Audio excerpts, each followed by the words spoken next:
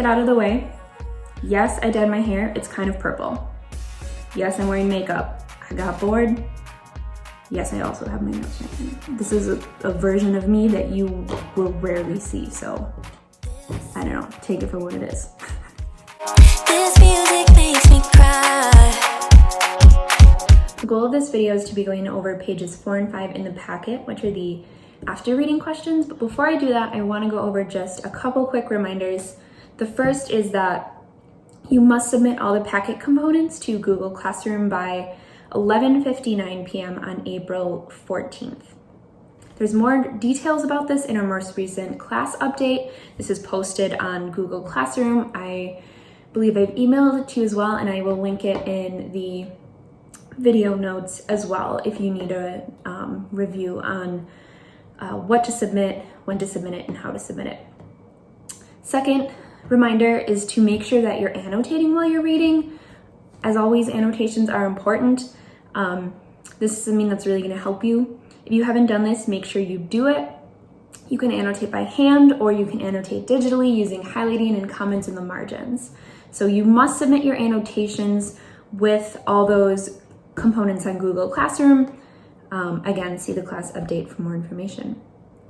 Another reminder is that there is a video to help you on the first few pages of this story. Hopefully you've made it through the story already, but if you haven't or you're struggling, go back and find that video because it's going to help you figure out the plot and the characters right away before you even dive into the story. If you look at the front of the packet, there's also some background info and illustration on pages 1 and 2. This might be worth revisiting. Even if you have already read the story, sometimes it's nice to sort of go back and say, oh yeah, like I remember that, or get that visual reinforcement from the illustrations. That's it for reminders. The main goal of this video is to highlight these after reading questions and give you some tips for completing pages 4 and 5 of the packet.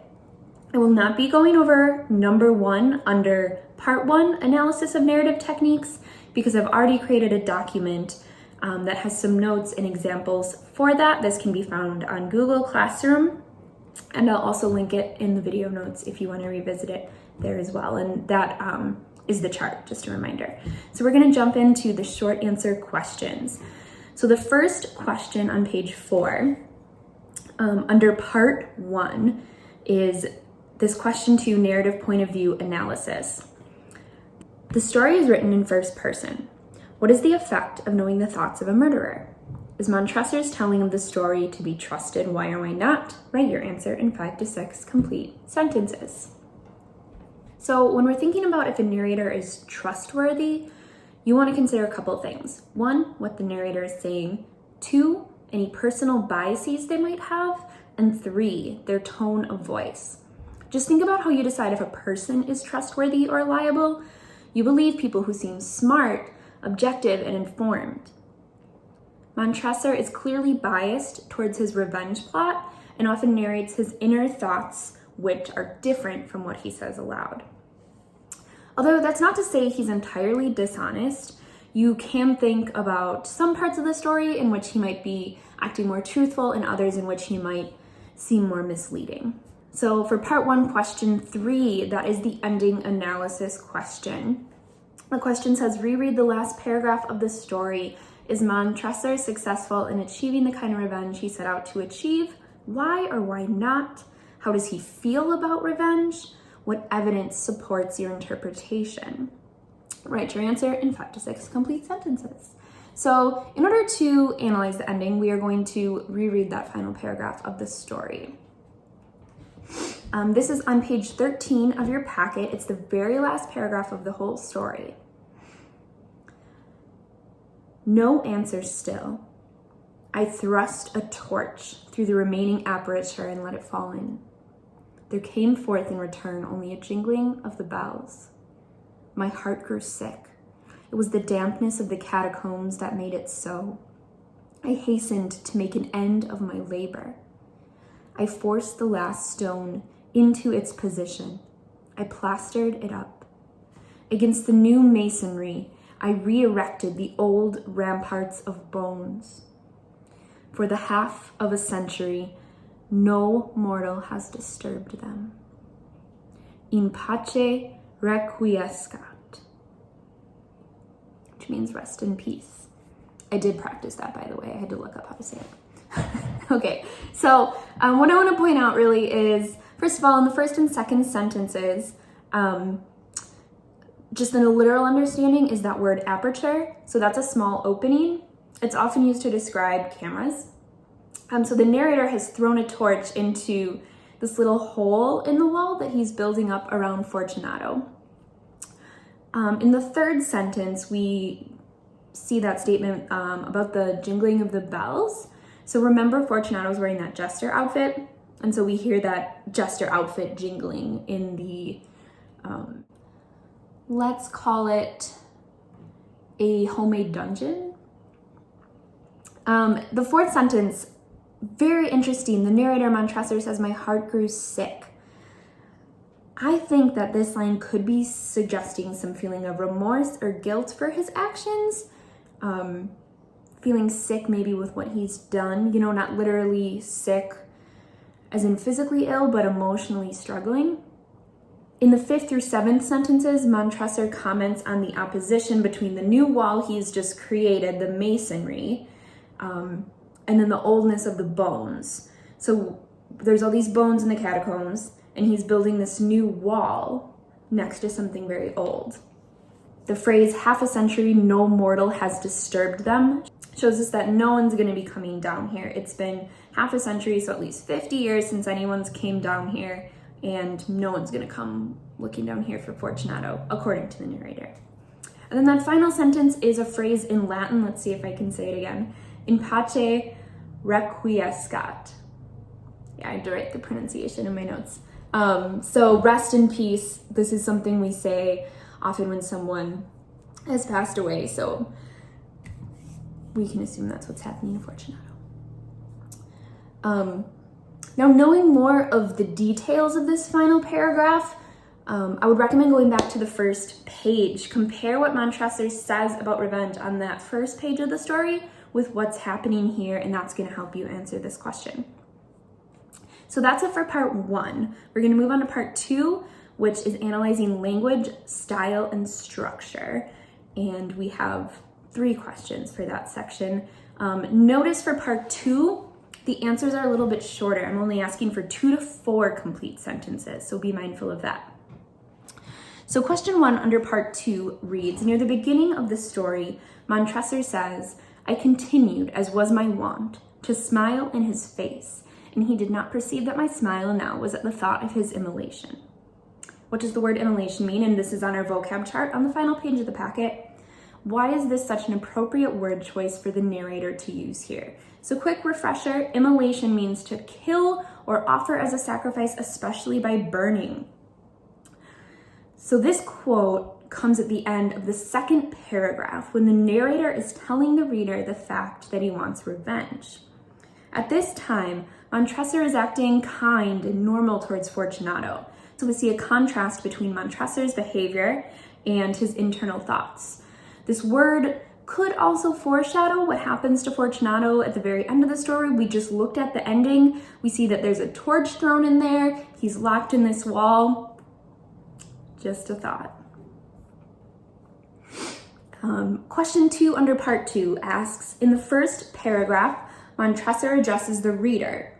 "You who so know the nature of my soul." What effect is created with this address and why? In this moment of the story, Montresor is trying to make it seem like we, the readers, are like him. By talking to us and saying we know his soul, he's trying to make himself seem justified. It's rare that a narrator directly talks to the reader, so we should question why he's doing this. It's up to you to determine the effect of this moment. Does it make it seem creepy, more friendly, more trustworthy? How do you feel that the narrator who is a killer is talking to you directly? The final question we have is question 3 under part 2. At the very end of the story, Poe writes, "I had finished a portion of the last and the 11th. There remained but a single stone to be fitted and plastered in. I struggled with its weight. I placed it partially in its destined position." What is the meaning of the word destined in this context, and why is it such an effective word choice? So when something is destined, it is fated or it's meant to be. Montresor feels like his revenge, although it's maybe heavy, it might be wearing on his conscience, kind of like the rock. It is meant to be. Throughout this story, the narrator has been trying to make us see that he is justified in taking this revenge. And the word destined makes it feel like this moment was meant to happen no matter what. The word also helps us understand how important this moment is to Montresor, the narrator. It's meant to be. It's finally happened. So that's it for the reading questions. I hope that these notes have helped you understand the type of answers I'm looking for. I have given you some hints at the answers, so if you go back and take some notes, I think that can help you get these done. In the next week, I'm going to be posting one more resource for the packet, and that is going to be some tips for part 3, the written analysis. Remember that the final writing component is to write a well-developed paragraph that explains how the setting contributes to one or more moods that Poe expresses in the story. If you've taken time on all the reading and the after reading analysis, this should come naturally. The structure of the paragraph is one we've used before. There's resources if you go back in Google Classroom on it. I'm confident you can apply it to this prompt in this story. Before I go, remember that I am here to help you understand. Even though I don't see you every day, it is still my job to teach you and to answer questions and to do the best that I can. I've gotten very few questions so far, which I'm hoping means that you do understand the story and the analysis. But I also have this part of me that fears students are procrastinating. If this is the case, please know that if I receive a ton of emails right around that deadline, just before April 14th, it is going to be harder for me to respond meaningfully. I truly check my email every day. I don't always respond right away, but I sort of keep this mental tab of things I've got to look through and go over. So please, please, please email me with any questions as soon as possible.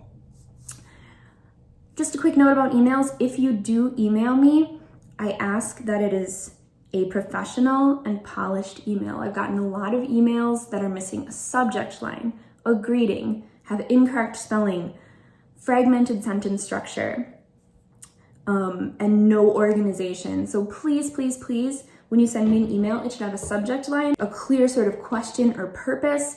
It should be proofread. It is a piece of writing that you are presenting to an audience, so please keep that in mind. It is not a text message. It is an email. It is something professional. With that, I am here to help. Please stay safe. I cannot emphasize enough that you do not leave the house unless it is absolutely mandatory. We'll all be in quarantine for about another month still, and hopefully it doesn't have to be extended past the end of April. I miss all of you, and I miss teaching like a lot. I really miss it. So please reach out, even if it's just to say hi, and I'd be really happy to, I don't know, should send you a picture of my cat or something. So I hope to see you all soon. Bye.